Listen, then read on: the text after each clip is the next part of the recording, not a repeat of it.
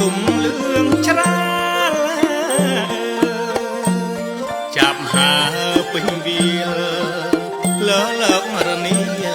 រសៀលកងភ្នំចាប់ហាពេញវាលលើលើករនីរសៀលកងភ្នំក្មេងរត់ខ្លែងឯកញ៉ាយលឺលន់សំរែងពីរោះរងំក្មេងរត់ខ្លែងឯកញ៉ាយលឺលន់សំរែងពីរោះរងំឯនេះខ្វែកយំតុកប្រមកផ្ដុំលៀវងមាច់ឆានេះខ្វែកយំតុកប្រមកផ្ដុំលៀវងមាច់ឆាប្រអូបក្លិនស្រូវអើយហែមិនរកនៅស្នើស្នើចេញតា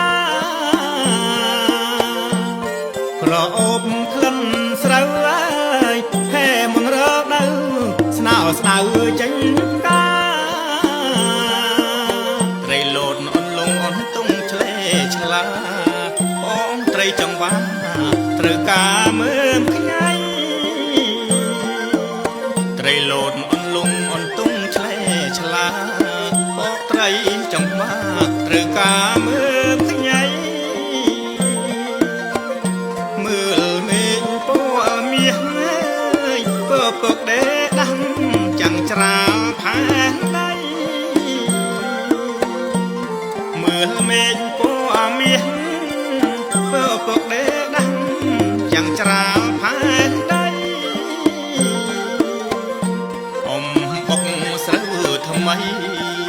បានទឹកដងខ្ចីរួមក្តីស្នេហា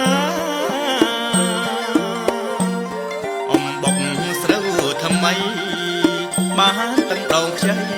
រួមក្តីស្នេហាពូឡើងថ្នោតណែស្ពាយបំពង់ប៉ោជូតក្បាលក្រមាពូឡើងថ្នោតណែស្ពាយបំពង់ប៉ោជូតក្បាលក្រមាចង់គៀមចិត្តត្រង់ថ្នោតទើបចេញកាពួកគុណទេសនាទេសភាពម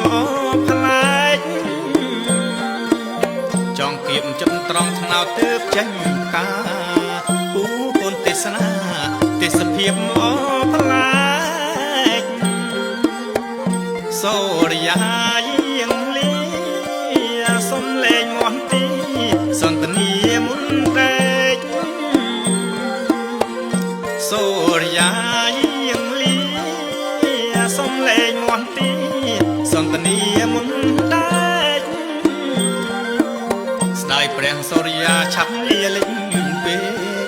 ទេសភាពល្អផ្លែកស្អែកជួបគ្នាទៀតស្ដាយព្រះសូរិយាឆាប់លាលេងពេកទេសភាពល្អផ្លែកស្អែកជួបគ្នាទៀត